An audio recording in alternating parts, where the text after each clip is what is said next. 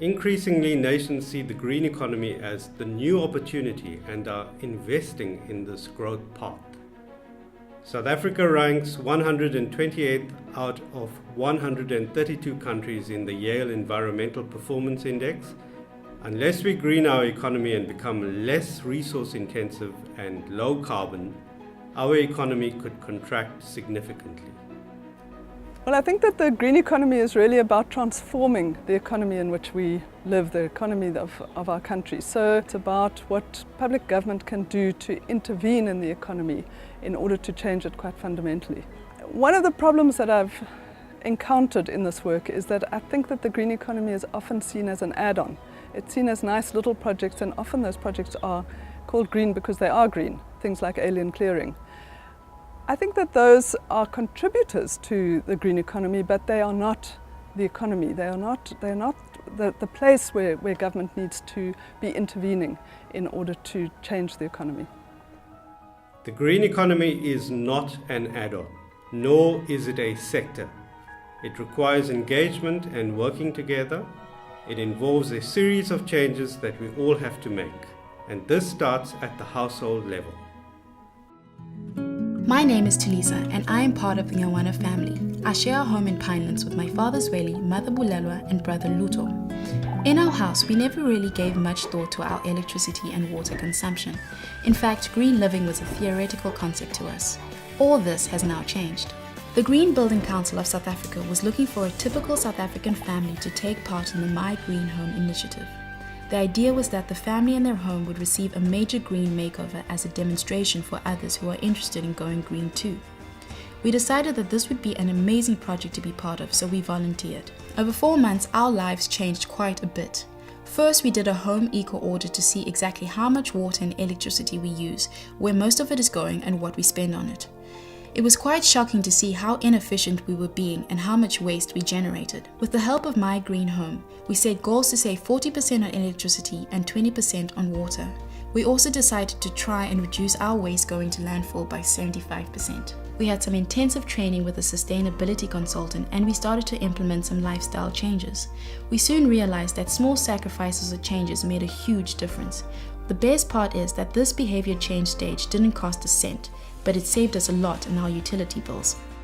The project has been a huge influence on how we behave, both as individuals but as members of society, because currently we are in a space where we are now very much aware of our own behavior and how we can manage that behavior in a way that contributes to energy saving and being able to contribute overall to the environment.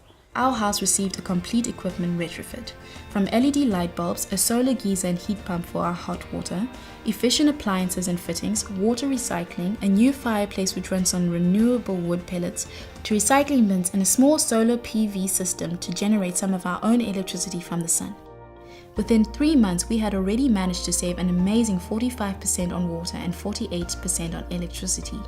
Conversations around how do you do your own composting, how are you able to save, what is a heat pump, what kind of solar water system you should have in your home, how do you choose in the market, which is full of many very complex and very comparable products, what is really particularly suitable for your own home. All of those conversations, before I wasn't aware, but now I'm very much aware and I can contribute to those. What I like about the whole behavior change is the fact that you get to take it with you. I mean, all the retrofits, they stay in your house, but you yourself, the way you behave, the way you recycle or whatever, you get to take it with you outside of your own home. The green economy also represents a major economic opportunity. It has enormous potential for job creation and economic growth. The Global Innovace report estimates the global low carbon and environmental goods and services market to be $6 trillion per annum. Where does the city government then intervene in order to change people from their electricity geysers to solar water heaters? We obviously can't make direct loans to households, but we can change the industry. The industry has been absolutely beset by fly-by-nights, by poor service delivery, by real shocks. So what we've been doing is accrediting service providers. We then have a team who check up on the accredited service providers, make sure that they have to sign a code of conduct, they have to meet various different criteria. Once they're accredited, they're part of the program, and what the city gives in return is significant oomph to the advertising. One of the major barriers is that people didn't know who to go to. They had very suspicious of the service providers, and they also didn't know which technologies to use. With each 100,000 solar water heaters installed, you get 3,000 job years created, 1 billion rand investment in the local economy. Most of those jobs are very local because they're in installation. 800 million rand staying inside the city's economy in households' pockets for paying out to other things other than electricity. About 300 or 400 million that is not going to Eskom, which is basically money that just leaves the city's economy. It's made in the city's economy, but it just leaves the city's economy. The green economy involves being smart, not only in using technology to help us achieve change, but also in our ability to be innovative. One important area is how we link the formal and informal economies and find ways to enable poor communities to benefit from the change. Credible Carbon is an innovative financing scheme that enables community-driven green initiatives in recycling and energy efficiency through offsetting emissions that corporates generate against these emission reduction services.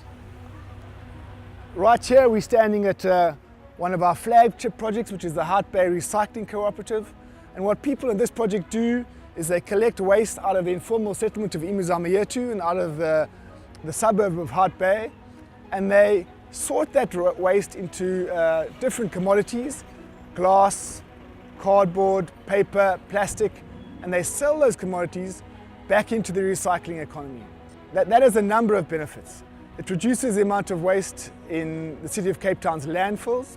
It creates local employment in the Imizamayetu community. It also makes for a much cleaner and healthier living environment, and crucially for our purposes, it's also associated with the greenhouse gas saving. And so we see that as a virtuous cycle of benefits. We play just one small role, which is quantifying the amount of greenhouse gas savings that result from the activities at the Hout Bay Recycling Cooperative, and then selling the credits and rewarding the people who work here 7 days a week, 365 days a year. Essentially what carbon registries do is they connect people who want to reduce or manage their carbon footprint with people who are generating greenhouse gas savings, and they allow those people to connect in a way that reduces the overall emissions of greenhouse gases into the atmosphere. So for a project like this, the amount of money that they earn from selling their carbon credits depends very much on the amount of waste that they recycle every year. This is quite a small project, and they're obliged to pay for audit fees and registry fees. But in spite of those costs, a project like this is able to add about 30% in terms of revenue onto what they would be getting from selling their recycled material into the recycling economy. And that's quite a significant top up for them. We only trade carbon credits from projects that not only reduce emissions, but also alleviate poverty at the same time. And we feel quite strongly that in the South African context, the green economy needs to speak to both environmental and to social imperatives, which are features of this country. What projects like this show is that through innovation and through considering and managing and thinking about your carbon footprint, there are ways in which you can not only reduce your tax exposure in the event of a carbon tax being implemented, but can also contribute to virtuous cycles of economic and social development whilst reducing climate change at the same time. That leads to the type of green economy in which everyone benefits. South Africa is thinking of introducing a carbon tax in 2016 as part of meeting its international obligations to reduce carbon emissions. If we do this as a country, it will almost certainly have impact on companies that are intensive greenhouse gas emitters, which is a large number of companies. It will also create opportunities for new growth in resource-efficient, low-carbon products and services. The green economy also involves game-changing technological innovations that can accelerate national economic competitiveness. One area where South Africa has a technological edge that can help create new industries and beneficiate our raw materials is in hydrogen fuel cells. The technological edge that produced the Joule electric car prototype is also the basis for cutting-edge local research at local universities. The beauty with the fuel cells is that we are using a very important metal called platinum, and we're very rich of that unique metal here in South Africa. In fact, we have about 80% of platinum resources worldwide. Okay, we're number one. Really, what we're looking into is to develop the technology here, to try to innovate, and also to create jobs around that innovation. And this is so important here. We are R&D technologists. We are not per se here entrepreneurs. We actually make things happen here on the ground, but we need the clever people to make business and turn actually our ideas into money. Now, this is actually the main objective of HISA. Okay, look, we have the resources here. We're not in Europe where they will need the platinum, they will need the raw materials. We have it in here. We can use it, and they don't have the sun as much as we have. Okay, and so again, we have a very resourceful country, and we should capitalize. We should use what we have here in order to, put it bluntly, to make money and to create jobs. To create industries around hydrogen fuel cells.